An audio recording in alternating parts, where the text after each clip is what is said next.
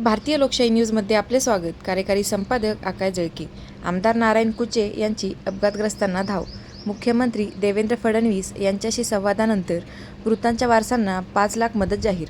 जालना जिल्ह्यातील समृद्धी महामार्गावरील नंदापूर कडवंची शिवारात झालेल्या भीषण अपघातात बदनापूर तालुक्यातील खादनगाव, केळीगव्हाण व निधोना येथील निरपराध नागरिकांचा मृत्यू झाल्याने हळहळ व्यक्त होत आहे. या पार्श्वभूमीवर बदनापूर विधानसभेचे आमदार नारायण कुचे यांनी तत्काळ शासकीय रुग्णालय जालना येथे भेट देत जखमींची विचारपूस केली व त्यांना धीर दिला.